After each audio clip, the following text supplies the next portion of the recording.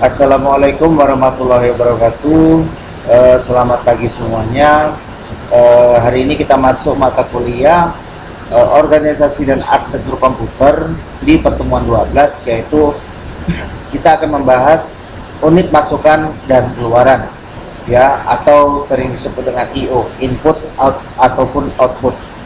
Nah, di sini tujuan kita ialah setelah kita mempelajari materi ini, kita nanti akan memahami sistem komputer sebagai unit masukan atau media input, dan yang kedua memahami sistem komputer unit keluaran atau media output, dan yang ketiga nanti di sini kita akan memahami prinsip-prinsip dan teknik unit masukan maupun keluaran. Seperti kita ketahui, memang yang namanya komputer itu salah satu kerjanya ialah mempunyai output, ya. Selanjutnya seperti proses, dan terakhir dia yang namanya keluaran. Oke, kita akan masuk kepada materi yang selanjutnya, yaitu yang kita bahas tentang sistem masukan dan keluaran komputer. Sebagaimana modul IO ya dapat menjalankan tugasnya, yaitu menjembatani atau menghubungkan CPU dan memori dengan dunia luar. Ini merupakan hal yang sangat terpenting untuk kita ketahui. Inti mempelajari sistem input-output suatu komputer adalah mengetahui fungsi dan struktur modul input-output itu sendiri. Nah, jadi di sini sebenarnya banyak sekali contoh masukan input-output di dalam komputer. Yang pertama, misalkan kita merekam suara, merekam video, yang mana nantinya suara tersebut akan kita proses dalam komputer dan outputnya akan menjadi sebuah misalkan lagu ataupun katakanlah sebuah ya audio seperti kita mengobrol atau apa. Begitu juga misalkan dengan kita mengetik suatu data di dalam komputer, maka untuk mengeluarkan data tersebut kita perlukan yang namanya printer untuk mengoutputkan hasil data yang akan kita buat nantinya. Nah, di sini kita masuk kepada yang namanya fungsi modul input output. Modul input output itu sendiri adalah suatu komponen dalam sistem komputer yang bertanggung jawab atas pengontrolan sebuah perangkat luar atau lebih, dan bertanggung jawab dalam pertukaran data antara perangkat luar tersebut dengan memori utama ataupun register-register CPU atau Central Processing Unit. Nah, dalam hal ini yang diwujudkan ialah diperlukan antarmuka internal dengan komputer atau CPU dan memori utama, dan antarmuka dengan perangkat eksternalnya untuk menjalankan fungsi-fungsi pengontrolan. Nah, fungsi-fungsi pengontrolan itu sendiri, ya, yang sama-sama kita ketahui ada beberapa, ya. Ini dibagi dalam beberapa kategori.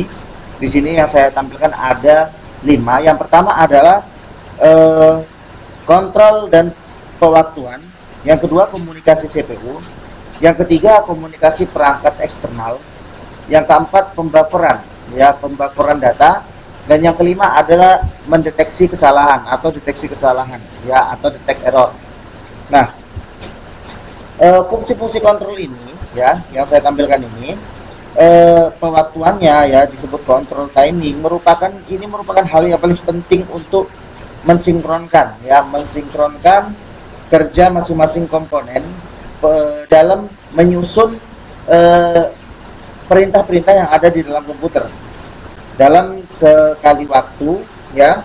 Komunikasi komputer ini dengan satu komputer atau lebih, ya, dengan pola yang tidak menentu, ya, kecepatan transfernya beda, komunikasi yang beda, ini semuanya mempunyai keberagaman yang sangat berbeda. Keberagaman ini bisa saja di perangkat internal, ya, seperti register-register di memori utama, baik memori sekunder, ya.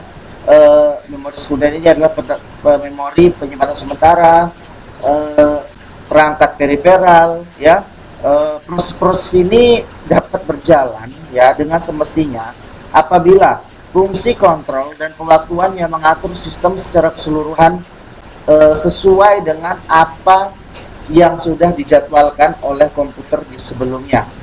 Nah, di sini ada contoh ya, contoh kontrol timing tadi ya, pemindahan data dari periferal ke CPU melalui sebuah modul input output dapat meliputi langkah-langkah sebagai berikut ya. Di sini ada 5 langkah.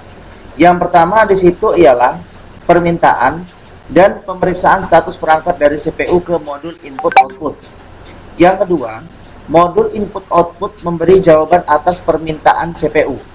Apabila perangkat eksternal telah siap untuk ditransfer, ya, seperti data, maka CPU akan mengirimkan perintah ke modul input output. Dan yang keempat, langkahnya ialah modul input output akan menerima paket berupa data dengan panjang tertentu dan dari periferal yang dikirimkan. Nah, yang kelima, selanjutnya data dikirim ke CPU setelah diadakan sinkronisasi panjang data dan kecepatan transfer oleh modul input output sehingga paket-paket data yang dikirimkan dapat diterima CPU secara baik. Nah, kenapa di sini transfer data itu tidak akan lepas dari yang namanya penggunaan bus, ya, bus. Yang mana bus itu ialah jalur yang sudah didesain sedemikian rupa di dalam program maupun di dalam hardware komputer, ya. Maka interaksi CPU dan modul input output akan melibatkan kontrol dan pewaktuan sebuah arbitrasi bus atau lebih. Nah, di sini ya, di sini contohnya seperti ini. Apabila kita tidak menggunakan yang namanya perangkat yang tidak semestinya di dalam komputer untuk menghubungkan misalkan suara, ya, ataupun video, ini akan menjadi kesalahan dalam menerima paket, ya. Misalkan contohnya seperti ini, yang di 4 ini. Ada modul I/O akan menerima paket data dengan panjang tertentu dari periferal, yang mana komputer itu disediakan ruangan yang besar untuk menerima yang namanya data. Apabila data tersebut lebih besar daripada ruang yang ada, maka otomatis CPU, ya, CPU akan menampilkan suatu pesan bahwa saya hard disk penuh, tempat penyimpanan penuh, yang mana data-data itu tidak bisa ditransfer ke dalam CPU, ya, jika kita tidak akan mensinkronisasikan data tersebut ke dalam ruang yang akan dijadikan tempat penyimpanan. Gimana mensinkronisasikannya? Yaitu caranya dengan mengosongkan beberapa file-file atau memindahkannya ke tempat yang lebih baik, ya, ke tempat yang lebih baik, atau tempat seperti tempat penyimpanan sementara seperti flash disk bisa, ya, yang kita bahas minggu lalu, seperti yang namanya hard disk eksternal juga boleh. Maka nanti selanjutnya setelah nanti ditransfer semuanya, setelah ruang dikosongkan, maka otomatis data-data tersebut dapat disimpan ke dalam yang namanya CPU. Nah,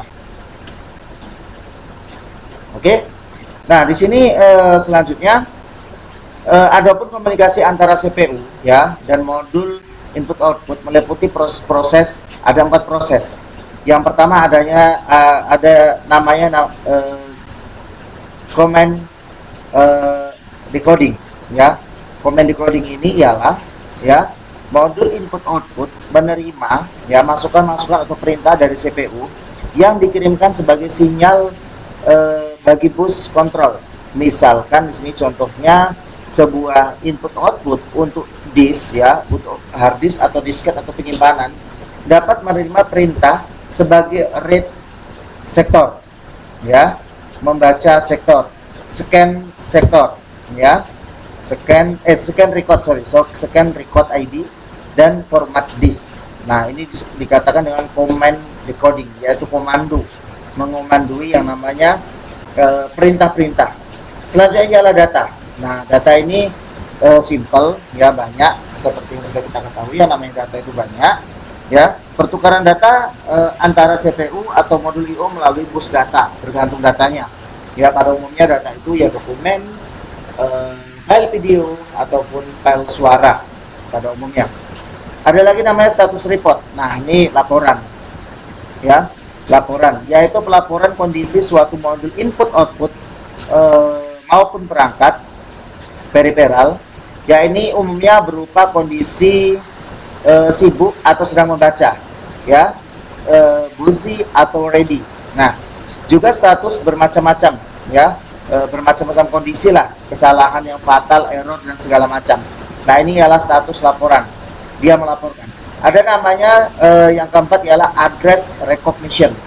Nah, address recognition ini ialah peralatan ataupun komponen ya penyusun komputer dapat dihubungi atau dipanggil kembali, maka harus memiliki alamat yang unik.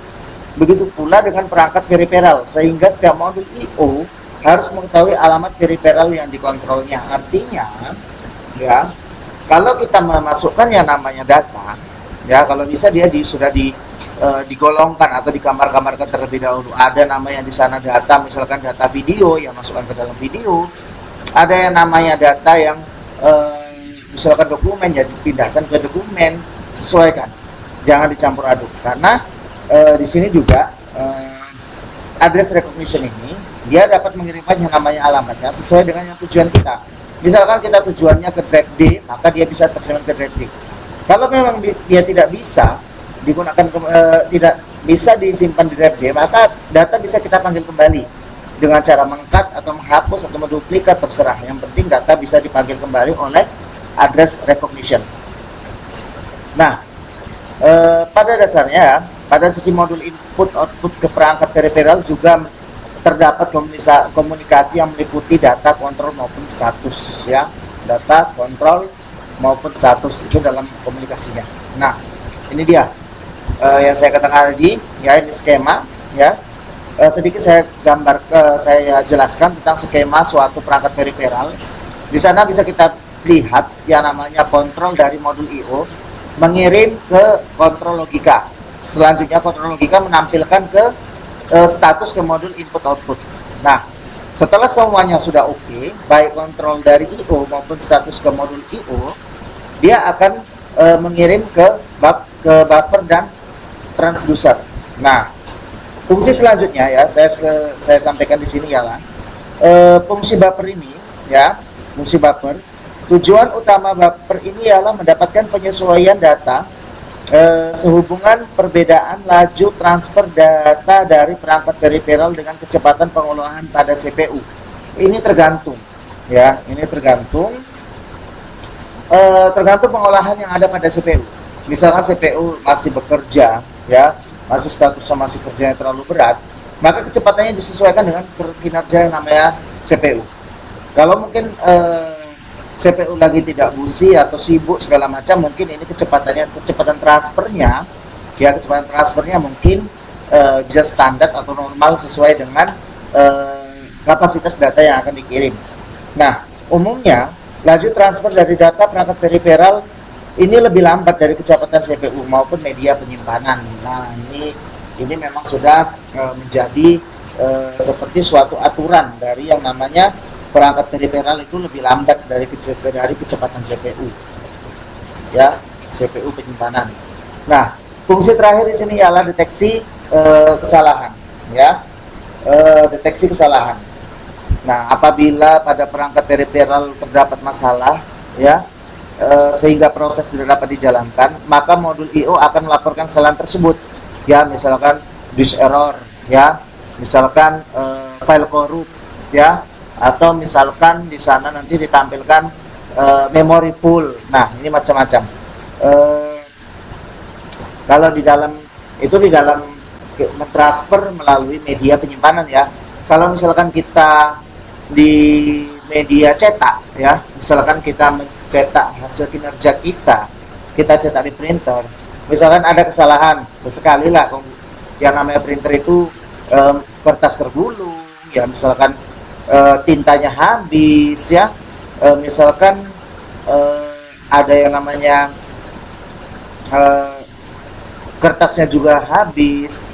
Ini banyak ya, banyak masalah biasanya di printer, ya. Ini biasanya akan ditampilkan di dalam yang namanya informasi di layar. Nah, misalkan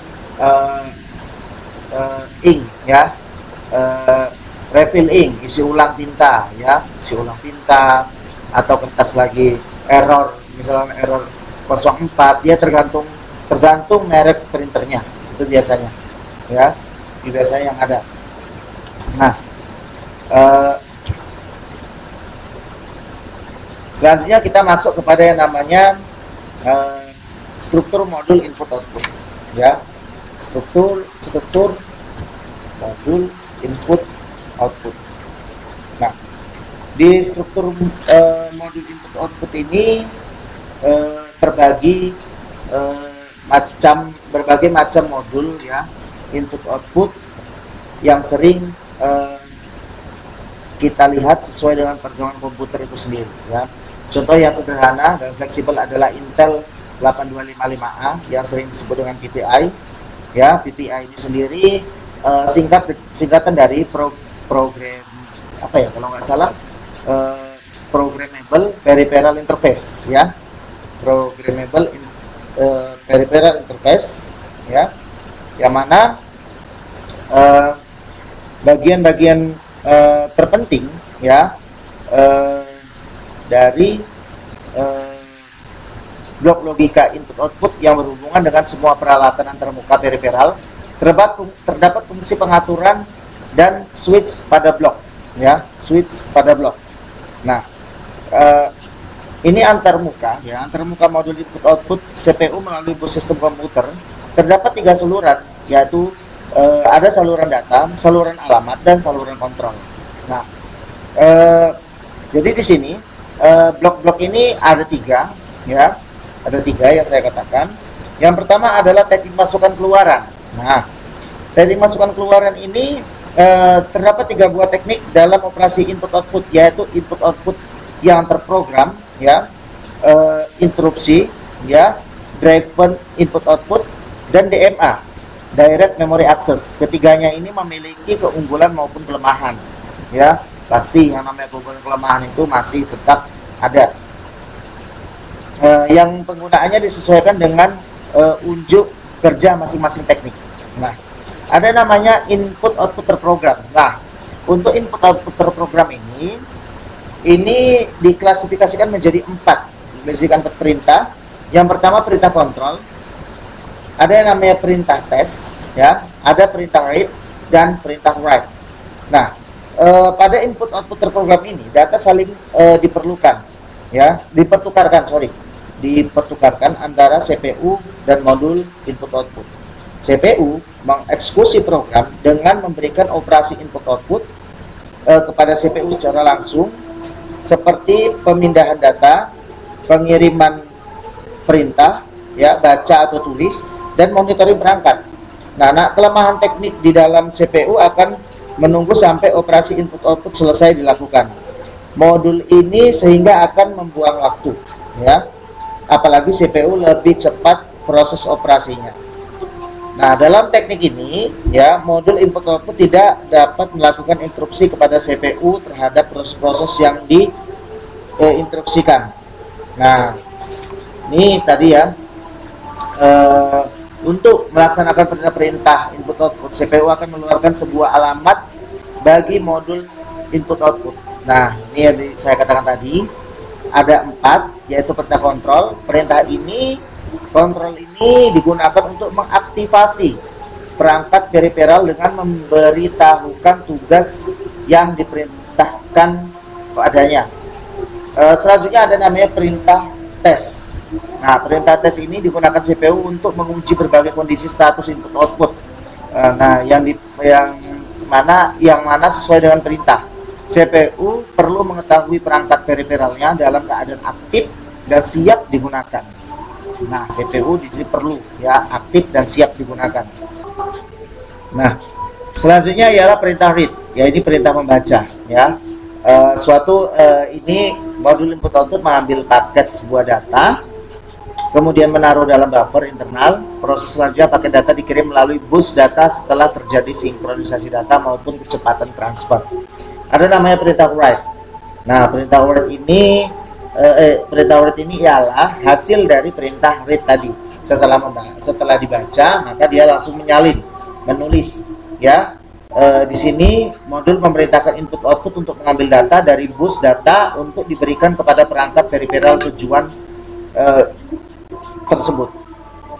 Nah, konsekuensinya dari keempat perintah ini adalah diperlukan salah satunya ialah saluran tunggal untuk membaca, ya, untuk membaca dan untuk menulis.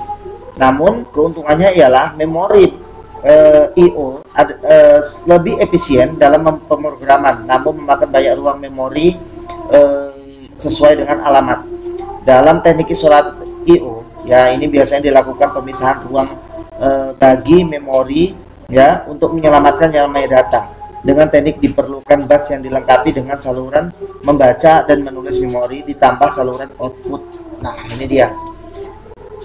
Selanjutnya ialah kita masuk yang namanya perintah read tadi sudah, ya, perintah read sudah. Kita masuk yang namanya direct memory access atau DMA.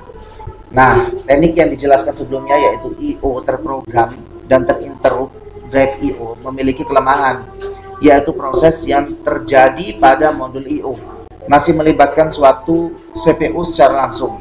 Hal ini berimplikasi pada yang pertama, kelajuan transfer input-output yang tergantung pada kecepatan operasi CPU, ya, operasi CPU. Yang kedua, kerja CPU terganggu karena ada interupsi secara langsung. Nah, kita masuk kepada yang namanya blok diagram. Nah, blok diagram ini adalah gambar dari blok diagram DMA, ya. Yang pertama kita lihat dari apa dulu, ya, dari bawah, yaitu ada namanya kontrol logika. Kontrol logika ini diawali dari yang namanya menulis dan membaca. Setelah itu dimasukkan ke dalam, dikirim ke interrupt. Setelah nanti interrupt sudah menyatakan itu diterima atau tidak, maka akan dikirimkan ke DMA dan DMA akan kembalikan ke yang namanya kontrol logika. Nah, baru setelah kontrol logika memproses, maka akan dikirim lagi ke yang namanya DMA request, ya. Ini permintaan DMA. Nah, itu kontrol logika. Sementara untuk yang namanya register alamat, register data, dan data con, ya, perhitungan data, ini ada dua yang perlu disepakati atau disetujui, yaitu address lines dan address data lines. Yang mana address line ini, ya, dia mempunyai suatu kebutuhan yang sama antara register dan alamat. Selanjutnya nanti yang namanya register data ini akan menampilkan namanya data lines, ya, yang mana data lines ini akan terhubung, ya, antara dua, yaitu data con dan register alamat. Nah, ada yang namanya dia konfigurasi modul DMA. Nah, dalam melaksanakan transfer data secara mandiri, DMA ini memerlukan pengambil alihan kontrol bus dari CPU. Untuk itu, DMA akan menggunakan bus bila CPU tidak menggunakannya, atau DMA memaksa CPU untuk menghentikan, ya, penggunaan bus untuk sementara waktu. Teknik terakhir lebih umum digunakan, ini sering disebut cycle stealing, ya, cycle putaran, ya, cycle pergantian perputaran, karena modul DMA mengambil alih siklus bus. Nah, jadi di sini memang mungkin kalian agak sedikit, para pendengar mungkin agak sedikit repot dan bingung mendengar penjelasan. Maka kalau untuk contoh yang namanya pada umumnya kita lihat, ini yang saya terangkan ini ialah contoh-contoh, misalkan seperti peralatan printer, ya, peralatan mungkin mikrofon, peralatan mungkin kamera, yang mana kamera sebagai peralatan, ya, peralatan output, ya, peralatan input yang memasukkan namanya video dan diolah di yang namanya CPU, maka nanti mungkin akan di-outputkan melalui flash disk kah, melalui CD drive kah. Begitu juga dengan yang namanya printer, ya. Alat output yang paling sering kita gunakan itu ialah namanya printer, yang mana kita selalu membuat data, setelah itu kita proses, ya, setelah diproses akan di-outputkan melalui printer. Nah, sekian penjelasan dari materi unit masukan dan keluaran. Mudah-mudahan dimengerti ya. Saya sudahi. Assalamualaikum warahmatullahi wabarakatuh.